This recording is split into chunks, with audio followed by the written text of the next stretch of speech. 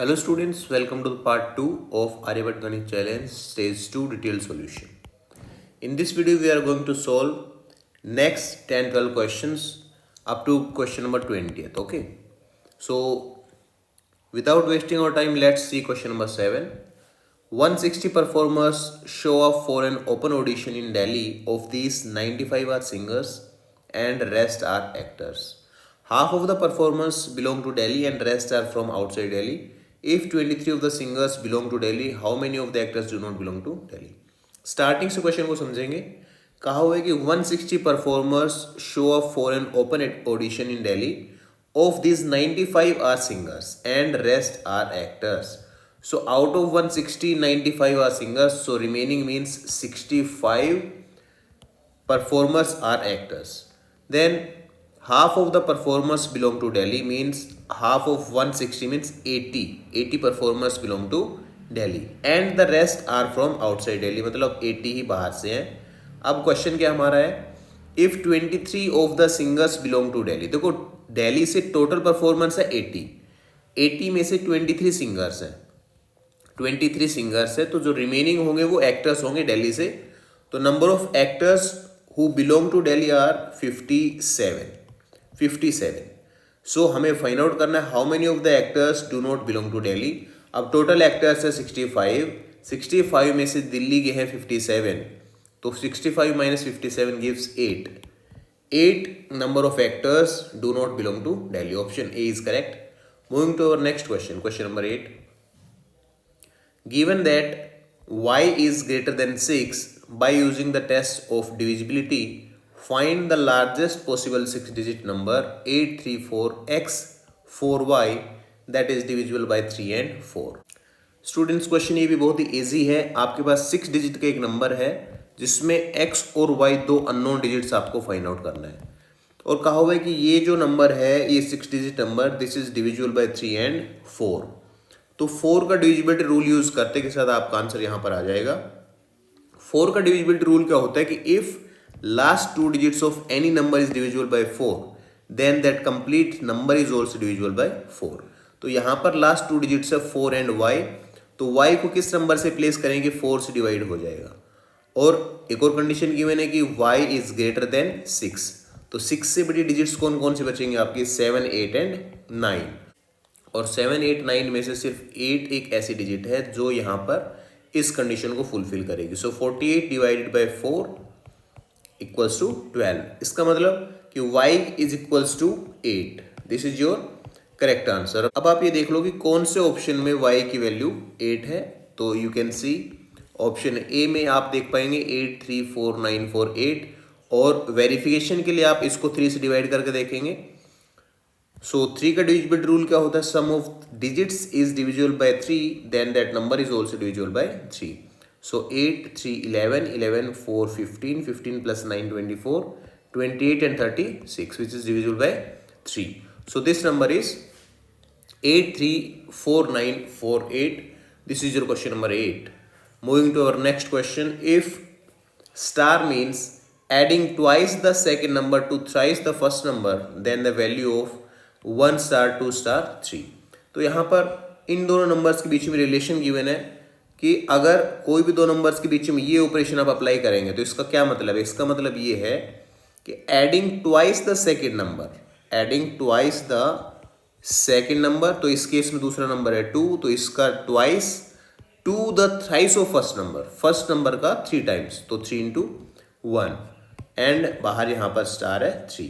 तो इसको सोल्व करेंगे तो आपके पास आएगा 4 + 3 7 स्टार 3. इसको दोबारा से सोल्व करेंगे तो ट्वाइस द सेकेंड नंबर का ट्वाइस, और इसको हमें ऐड करना है thrice of the first number. तो 6 + 21 विच इज इक्वल्स टू 27. तो यहाँ पर 9th क्वेश्चन का आंसर आ जाएगा आपका ऑप्शन सी. तो स्टूडेंट्स क्वेश्चंस इजी हैं, कोई भी टाइम टेकिंग ज़्यादा लेंथी क्वेश्चन अभी तक नहीं मिला है हमें. नेक्स्ट क्वेश्चन पे चलते हैं. Question number 10. Amit starts from point P and travels towards the east for 5 kilometre. तो सपोज ये आपका पॉइंट P है और ईस्ट डायरेक्शन ये है और इस साइड में कितना जाता है Amit 5 kilometres. And then he turns right to travel for another 5 kilometers. इस साइड में वो कितना कवर करता है, 5 किलोमीटर। अब यहाँ से राइट और लेफ्ट में कन्फ्यूजन होता है बहुत सारे बच्चों को, तो आप अपने खुद को इमेजिन करके देखेंगे कि अगर आप इस डायरेक्शन में जाएंगे तो आपका राइट साइड कौन सी साइड होगी। ठीक है, तो Amit turns right to travel for another 5 kilometre and then he turns to his left. अब यहाँ से लेफ्ट इस साइड में आएगा, इस डायरेक्शन में आएगा, and reaches point B after travelling 7 kilometres. तो ये एक पॉइंट है B after covering 7 kilometre distance. What is the distance between P and B? ये डिस्टेंस आपको फाइंड आउट करना है, total this distance.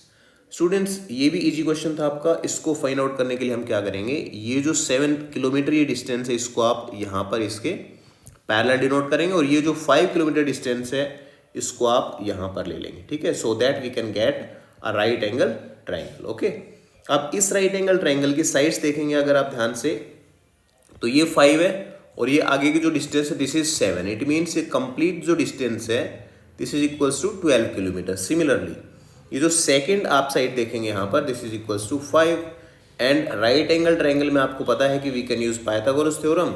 So two sides are given which are 5 and 12, so third hypotenuse must be equals to 13। आपने ये triplet तो सुना ही होगा, 5, 12 and 13, तो 13 किलोमीटर इज योर आंसर। यही डिस्टेंस आपको फाइंड आउट करना है पीबी, तो पीबी इस राइट एंगल ट्रायंगल का हाइपोटेन्यूज है। ओके, तो ऑप्शन बी करेक्ट होगा यहाँ पर। 11th क्वेश्चन पे चलते हैं। ₹1 and ₹5 coins are available as many as required. Find the smallest payment which cannot be made by these coins if not more than 5 coins are allowed.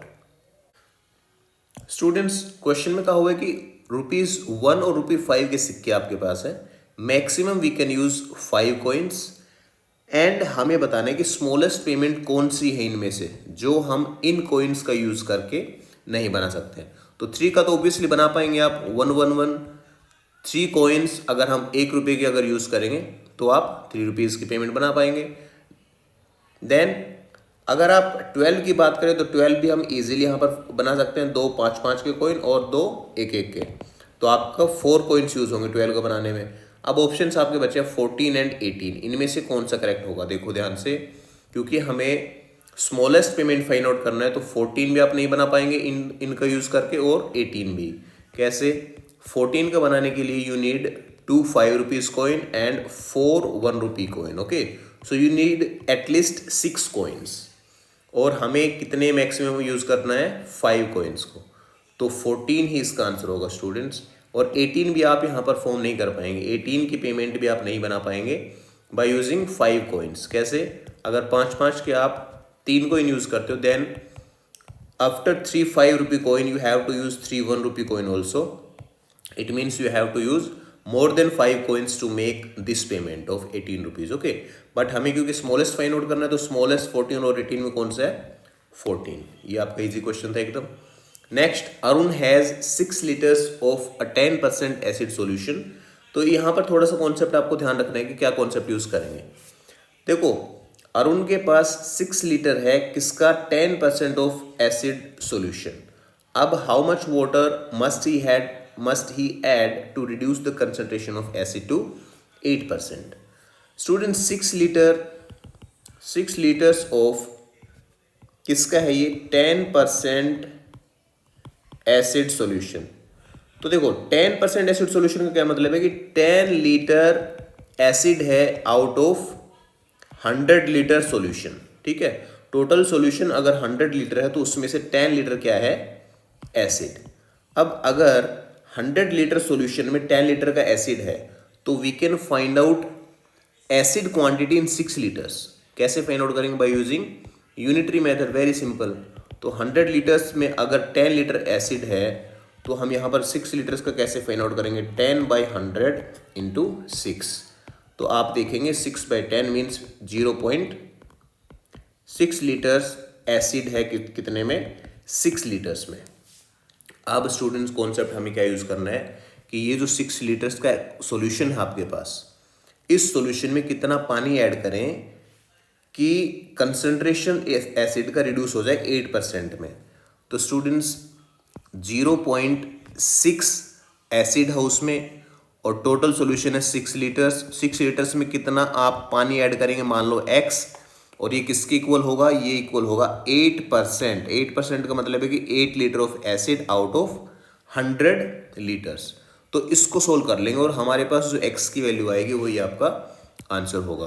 तो 4 2 jar 8, ये 25, इसको cross multiply करेंगे तो 25 6 jar 150, और क्योंकि डेसिमल है तो 15 आ जाएगा, और यहाँ पर आएगा 12 प्लस 2x।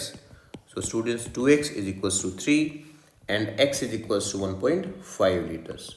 तो 1.5 लीटर्स हमने यहाँ पर क्या ऐड किया है, ये वाटर। इस सॉल्यूशन में हमने x ऐड किया था और x की वैल्यू आ चुकी है 1.5 लीटर्स। अगर आपको एक बार में कॉन्सेप्ट समझ नहीं आया तो आप इस वीडियो को रिवाइंड करके देख लेंगे, आप इस कॉन्सेप्ट को समझ जाएंगे, ठीक है। क्योंकि एसिड आपका सेम रहेगा 0.6 litres out of 6 litre solution. अब 6 लीटर सॉल्यूशन में ये जो x हमने ऐड किया है, दिस इज वाटर, ओके। ये पानी हमने ऐड किया है, और पानी ऐड करने के बाद ये कंसंट्रेशन रहेगा एसिड का, ठीक है। 8%, 8% मीन्स 8 आउट ऑफ 100, ठीक है। नेक्स्ट क्वेश्चन पे चलते हैं अभी 13th। In a microbiology experiment the number of bacteria in a culture gives a remainder of 75 when divided by 296. This observation raises questions about the growth patterns and the potential applications in scientific research. What will be the remainder when the number of bacteria is divided by 37? देखो simple question है students, यहाँ पर divided by 296 का हुआ है और उससे छोटे नंबर 37 से डिवाइड करेंगे। अब ऐसे क्वेश्चंस में आपको सबसे पहले क्या चेक करना है कि ये 296 का फैक्टर है या नहीं 37। तो अगर आप इसको डिवाइड करके देखेंगे तो इट इज़ डिविजिबल बाय 37, 8। और अगर डिविजिबल है तो जो रिमाइंडर आया था आपका, उस रिमाइंडर को इस नंबर से मल्टीप्लाई कर दो डायरेक्ट, आपका आंसर आ जाएगा।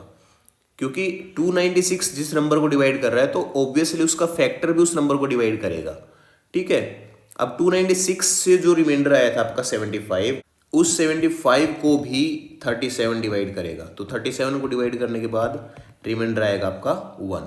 तो ऑप्शन डी यहाँ पर बिल्कुल सही आंसर रहेगा।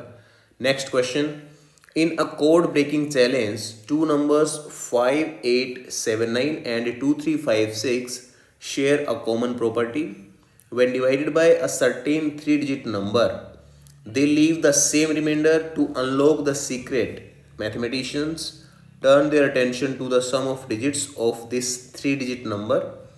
What hidden sum of digits will unveil the key to cracking this code? Students ये क्वेश्चन ठीक है, आपको इसका थोड़ा कॉन्सेप्ट समझना पड़ेगा। देखो दो नंबर है आपके पास 5879 एंड 2356, दोनों को हम सेम नंबर से डिवाइड कर रहे हैं, तो वो सेम नंबर मान लो कि x है, ठीक है। तो यहाँ पर हम रिमाइंडर थ्योरम यूज करेंगे। x से इस नंबर को जब हमने डिवाइड किया तो मान लो क्वेश्चन आया आपका y, तो रिमाइंडर आपका क्या रहेगा, रिमाइंडर मान लेते हैं a। सिमिलरली 2356 को जब हमने x से डिवाइड किया तो इस केस में मान लो क्वेश्चन z और रिमाइंडर आपका सेम आ रहा है। अब दोनों इक्वेशन से आप a की वैल्यू फाइंड आउट कर लेंगे। आप यहाँ से a की वैल्यू क्या होगी, ये एक्स वाई सेड आ जाएगा, तो a is equals to 5879 minus x y from second equation 2356 minus x y. क्योंकि दोनों रिमाइंडर है मतलब सेम नंबर है तो हम इनको इक्वेट कर लेंगे। इक्वेट करेंगे तो आपके पास क्या आएगा, ये 2356 minus x y equals to 5879 minus x y. Students constant numbers को एक साइड रख लेंगे, तो ये माइनस एक्स वाई जब इस साइड आएगा तो प्लस एक्स वाई। सॉरी यहाँ पर स्टूडेंट्स जो सेकेंड इक्वेशन यहाँ पर एक्स जेड है आपका, तो ये आपका क्या रहेगा एक्स जेड। तो ये इस साइड आएगा एक्स वाई और यहाँ पर आपका क्या है ऑलरेडी एक्स जेड, ठीक है। तो x y minus x z is equals to 5879 minus 2356, और इसको हम यहाँ पर लेफ्ट साइड में जब x कॉमन लेंगे तो we get x is equals to y minus z, और राइट साइड में इसको माइनस करने के बाद 3253। स्टूडेंट्स यहाँ पर आपको थोड़ा सा ध्यान देना है अभी, x into y minus z is equals to 3523। अच्छा x क्या, हमने x क्या माना यहाँ पर, x is that 3 digit number जो 3 डिजिट नंबर से हमने डिवाइड किया दोनों नंबर से, वो है ये x नंबर, ठीक है। तो x into y minus z is equal to 3523। इसका क्या मतलब है कि x is a factor of this number एंड y minus z is also a factor of this number. तो अगर इस नंबर को फैक्टराइज कर लें तो हमारे पास x की वैल्यू आ सकती है। तो देखो स्टूडेंट्स कि ये नंबर किससे डिविजिबल है। 3 + 5 8, 2 10 और +3 13। तो 3 से डिविजिबल नहीं है ये नंबर। देन 7 से भी डिविजिबल नहीं होगा। 11 से भी डिविजिबल नहीं है। 13 से डिविजिबल, यस 13 से डिविजिबल हो जाएगा। तो 13 2 आर 26, देन 9 13 7 आर 91 एंड 1। और 271 स्टूडेंट्स एक प्राइम नंबर है। तो 3523 इज इक्वल्स टू 13 इंटू 271। अच्छा यहाँ पे आप अब कंपेयर करो, देखो x is a 3 digit number, इसका क्या मतलब है कि x इज इक्वल्स टू 271। और लास्ट में हमें क्या फाइंड आउट करना था, देखिए what hidden sum of digits will unveil the key to cracking this code. मतलब ये जो नंबर है 3 डिजिट नंबर, इसकी डिजिट्स का सम हमें फाइंड आउट करना था। तो 2 + 7 9, 9 + 1 10। ऑप्शन बी यहाँ पर सही जवाब रहेगा। सो ये था आपका क्वेश्चन नंबर 14। ये सही क्वेश्चन था, थोड़ा सा कॉन्सेप्ट ध्यान में रखना पड़ेगा आपको। Next question, question number 15। A courier van delivers a package from office A to office B. If the van travels the 20 kilometers between the two office at 50 kilometre per hour, ये office मान लो A है, ये office आपका B। Distance यहाँ पर कितनी है 20 kilometres, और A से B तक जाते टाइम इसकी स्पीड है वैन की 50 kilometre per hour. 50 kilometre per hour मतलब 10 किलोमीटर कितने में कवर करेगी। देखो 50 किलोमीटर अगर 60 मिनट्स में कवर कर रही है वो वैन, तो 10 किलोमीटर मतलब इसका फिफ्थ पार्ट, तो टाइम का भी फिफ्थ पार्ट, 60 का फिफ्थ पार्ट कितना होगा 12 मिनट्स। तो 10 kilometres are covered in 12 minutes, और 20 किलोमीटर उसकी डिस्टेंस है।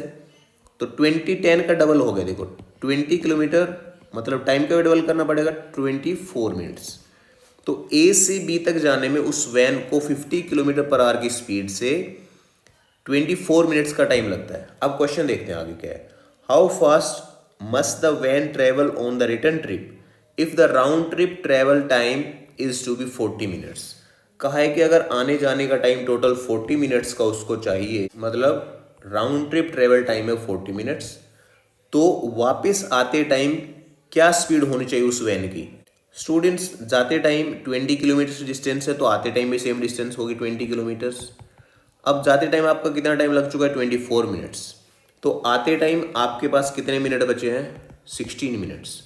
तो अब देख लो आप कि 20 किलोमीटर्स और 16 मिनट्स में कवर करना है, तो क्या स्पीड से उसको जाना पड़ेगा।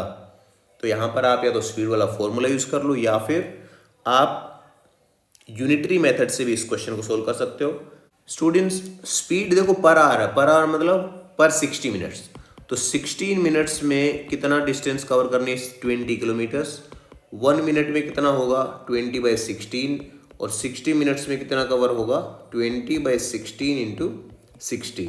इसको सोल्व कर लेंगे। 4 4 are 14 sorry 16, 4 5 are 20 and 4 1 are 4, ये 15। तो 15 5 आर 75 किलोमीटर। 75 किलोमीटर कितने में 60 मिनट्स, तो मतलब 75 किलोमीटर पर आवर की स्पीड उसको रिक्वायर्ड है अगर उसको 40 मिनट्स में ये राउंड ट्रिप कंप्लीट करनी है तो, ठीक है। नहीं तो आप स्पीड का फॉर्मूला भी यूज़ कर सकते हो। यहाँ पर speed is equals to distance by time. तो डिस्टेंस भी गिवन है, टाइम भी गिवन है, आप स्पीड इजीली फाइंड आउट कर लेंगे, ठीक है। तो ये था आपका क्वेश्चन नंबर 15। नेक्स्ट क्वेश्चन पे चलते हैं। If the perimeter of square S is twice that of square t, then the area of square s is how many times the area of square t। देखो easy question है ये भी। यहाँ पर अगर पेरीमीटर इसका डबल है तो एरिया इसका 4 टाइम्स होगा भाई, आप ये ध्यान रखो। और कैसे होगा देख लो एक बार। ये मान लो आपके पास एक स्क्वायर है s, और ये एक छोटा स्क्वायर आपके पास t है। तो s की पेरीमीटर इसकी डबल है। s की इसकी साइड मान लो a है, इसकी साइड मान लो b है, या फिर स्मॉल s मान लो इसकी और इसकी स्मॉल t। तो भाई इसकी पेरीमीटर कितनी होगी 4s, and this is equals to twice that of square t। Square t की 4t हो जाएगी। तो यहाँ से आपके पास रिलेशन आ गया s is equals to 2 2t। ठीक है कि इसकी जो साइड है this is equals to 2 times of the side of t square. तो इन स्क्वेयर्स का एरिया का रेशियो हमें फाइंड आउट करना है। स्टूडेंट्स अगर इसकी साइड एस है तो इसका एरिया कितना होगा एस स्क्वेयर, इसकी साइड अगर टी है तो इसका एरिया टी स्क्वेयर। अब इस एस को हम 2t से रिप्लेस कर देंगे तो यहाँ पर आ जाएगा 4t स्क्वेयर। इसका मतलब कि s square is equals to 4t square, 4 times of area of t square. तो यहाँ पर ऑप्शन डी ऐसे आप फाइंड आउट कर सकते थे, इजी क्वेश्चन है। नेक्स्ट क्वेश्चन देखो भाई, ये लास्ट ईयर का जो आपका एग्जाम हुआ था आर्यभट्ट गणित चैलेंज, उसमें भी सेम क्वेश्चन पूछा था, सिमिलर क्वेश्चन आया था। तो ये इंपॉर्टेंट क्वेश्चन और मैंने पहले भी आपको करवा रखा है। देखो कैसे करेंगे। यहाँ पर हमें बताना है कि ये जो नंबर्स गिवन है इनमें से सबसे बड़ा नंबर कौन सा है। तो जो यहाँ पर एक्सपोनेंट्स है आपके पावर्स दिख रहे हैं, इनका एचसीएफ देख लो क्या होगा, और उन एचसीएफ को आप बाहर रखेंगे, बाकी की जो पावर बचेगी उसको अंदर ले लेंगे। यहाँ देखो आप 50, 40, 30 और 20 का एचसीएफ है 10। ठीक है, तो इन सारे नंबर्स को इस तरीके से लिखो कि इनकी पावर 10 बचे ऊपर। तो 2⁵5 इंटू 10 लिख देंगे हम इसको, देन 3⁴ एंड होल⁻10, देन 4⁻3 होल⁻10, 5⁻2 एंड होल⁻10। इन नंबर्स को सोल्व करके देखेंगे, और क्योंकि पावर तो सभी की 10 है, अगर बेस जिसका बड़ा होगा या बेस जिस नंबर का बड़ा होगा वही नंबर भी इनमें से सबसे बड़ा होगा। 2⁵5 2, 4, 8, 16, 32, तो 32⁻10, 3 की पावर 4 3, 9, 27, 81 की पावर 10, यहाँ पर 4 की पावर 3 64 की पावर 10, 5 की पावर 2 तो 25 की पावर 10। अब यहाँ पर देखेंगे आप तो बेस में आपका 81 सबसे बड़ा नंबर होगा। So 81 means 3⁻4⁻10, it means 3⁻40। Option B, this is the greatest number among these numbers. So ये एकदम इजी क्वेश्चन था। आपको यहाँ पर इन सभी एक्सपोनेंट्स का एचसीएफ लेना है, उस एचसीएफ को आप बाहर रख लेंगे, बाकी के पावर्स को अंदर सोल्व कर लेंगे। ठीक है, सोल्व करने के बाद जिसका बेस बड़ा होगा वही नंबर भी ग्रेटेस्ट होगा। ठीक है, क्योंकि पावर आप देख सकते हो सभी की सेम है, तो यहाँ पर जिस नंबर का बेस बड़ा होगा वही नंबर भी ऑब्वियसली बड़ा होगा बाकियों से। तो ये था आपका question number 17। Next question 18th question, in triangle ABC। तो यहाँ पर एक ट्राइंगल है आपके पास ABC, AB is equals to 6 centimeter, BC is equals to 7 centimeter and CA is equals to 8 centimeter. Point D lies on BC and AD bisects angle BAC. Okay, ये इस angle का एक एंगल बाइसेक्टर आपके पास given है भाई, ये है AD। Point E lies on AC, ये AC पे है एक point E, and BE bisects angle ABC। ठीक है, ये इसका एंगल बाइसेक्टर है, मतलब ये दोनों एंगल इक्वल होंगे, और सिमिलरली ये अगर इसका एंगल बाइसेक्टर तो ये दोनों एंगल भी इक्वल होंगे।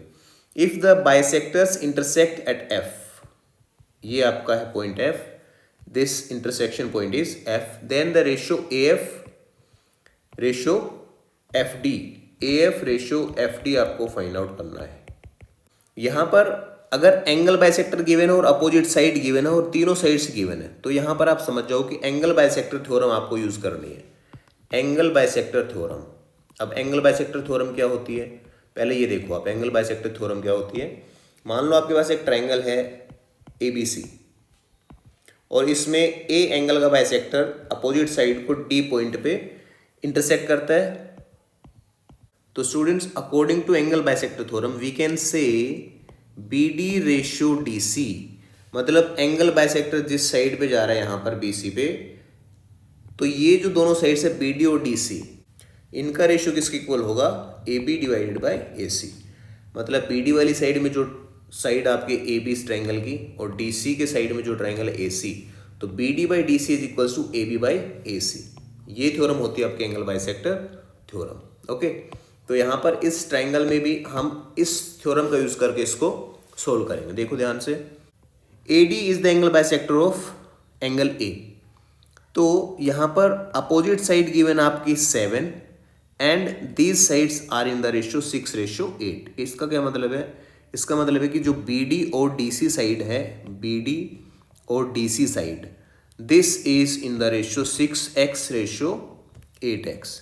ठीक है, तो मान लो ये है 6x एंड 8x रेशियो में, और कंप्लीट आपका 7 सेंटीमीटर है, तो हम ये दोनों पार्ट्स फाइंड आउट कर लेंगे।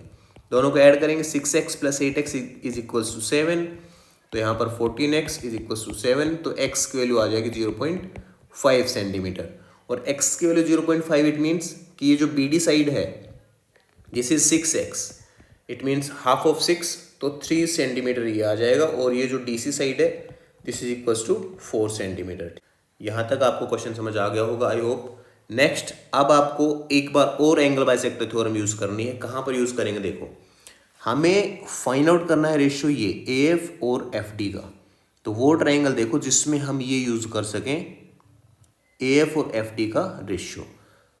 इस ट्राइंगल को ध्यान से देखो, ABD, इसमें BF is the angle bisector of this angle.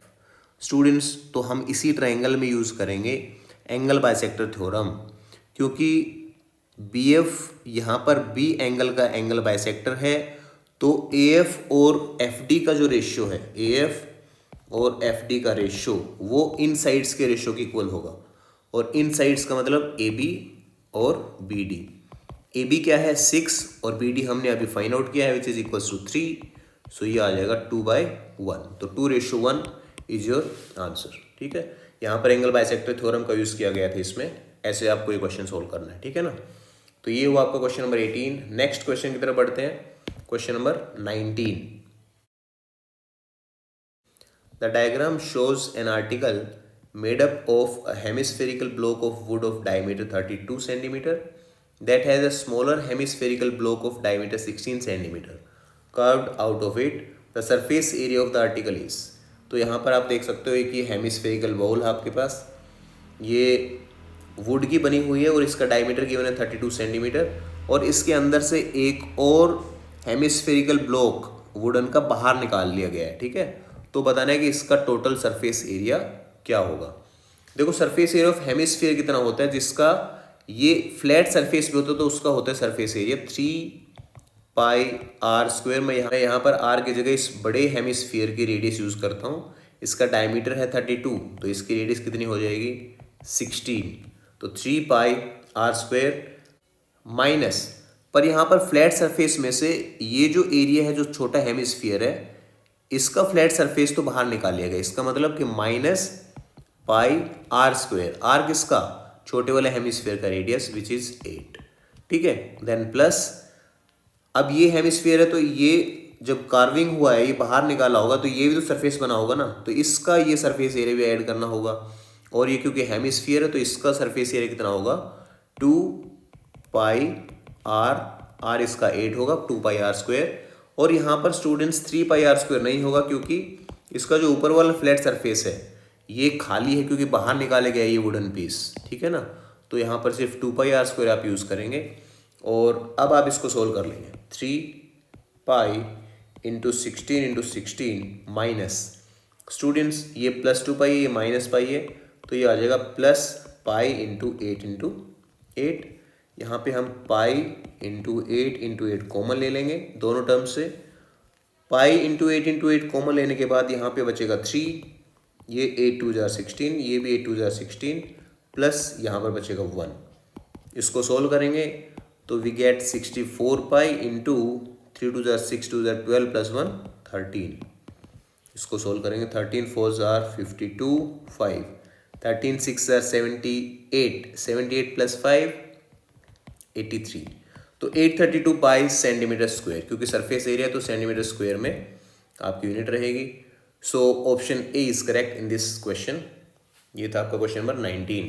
अब हम देखते हैं आज की वीडियो का लास्ट क्वेश्चन, नहीं तो हमारी वीडियो ज़्यादा लेंथी हो जाएगी, और नेक्स्ट वीडियो में मैं कोशिश करूंगा कि सारे क्वेश्चंस को सॉल्यूशन प्रोवाइड कर दूं। ये क्वेश्चन देखो अभी, given ABCD is a trapezium with AD is equals to 18 centimetre, BC is equals to 8 and AB is equals to DC. A circle is inscribed in a trapezium as shown. Then find the radius of the circle.